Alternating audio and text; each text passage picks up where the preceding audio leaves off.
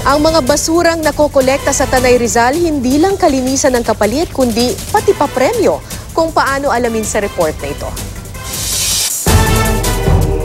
Kakaibang halinang handog ng bayan ng Tanay sa Rizal sa mga turista. Mapa-nature tripping man o adventure ang iyong hanap. Tiyak na hindi ka mauubusan ng gagawin dito. At kung napagod ka sa pamamasyal, bakit hindi magpakabusog sa kanilang specialty, ang fried itik, na mas malinamnam pa raw kaysa sa manok. Sa aking panlasa, malinamnam siya tsaka very crispy. Ang kanilang pamahalaan, agresibo sa pag-iengganyo ng mga bisita sa kanilang bayan. Pero bukod pa rito, mayroon daw silang ibang pinagkakaabalahan. Umaga pa lang, naghahanap na ng basura si Imelda. Pero hindi raw siya basurera. Nais lang daw niyang makatulong sa kanyang komunidad sa pamamagitan ng pagsasegregate ng mga kalat sa kanilang barangay. Yung maituro ko sa kanila, yung tamang segregation, yung tamang pagkokolekta, tamang paghiwa-hiwalay po. At yung mga programa po ng munisipyo ay mailapit ko po sa kabarangay. Wala raw siyang pakialam noon sa kalikasan. Ngunit ang lahat ng ito ay nagbago ng kanyang personal na naranasan, ang hagupit ng Bagyong Ondoy taong 2009. Bandami pong namatay dito sa bayan namin noong panahon na yun. Parang nagkapobya po ba ako. Yun po ay, yung pagbahang yun, sanhiri ng basura yun eh. Kaya naman laking tuwa niya ng kanyang malaman na ang mga basura ang kanyang naliko. Pwede niyang ipalit ng tiket sa raffle upang maengganyo ang kanilang nasasakupan na maging masino pagdating sa mga kalat.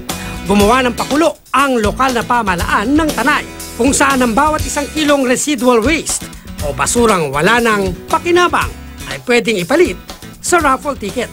Ang naghihintay na papremyo, appliances. Ang mga halimbawa nito, mga plastic, sachet, wrappers, for every 1 kilogram, 1 raffle ticket na dinodro po namin every last day of the month.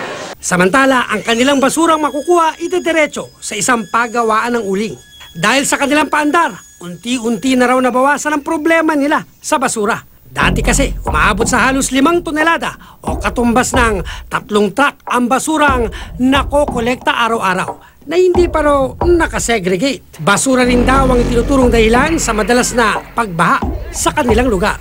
Ginagawa naming systematic ang aming basura pero hindi pa rin siya perfect ang pangongolekta ng basura. Kaya inuunti-unti namin sa pamagitan ng mga programa. Isa rin si Aling Lilia sa masugid na taga-suporta ng programang ito.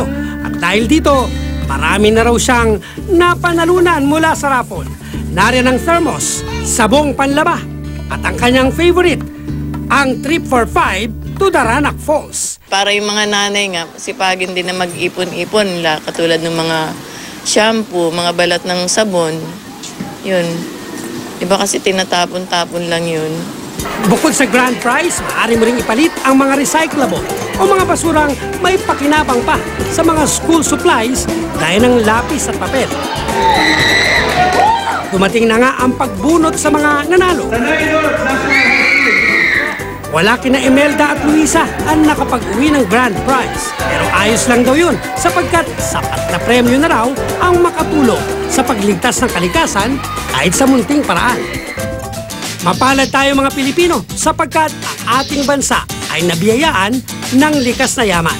Kaya lagi sana nating tandaan na ang pangangalaga sa ating kalikasan ay ating obligasyon. At sa ating sama-samang pagkilos at pagtutulungan, marami tayong magagawa para ito ay protektahan. Cesar Apolinario, GMA News.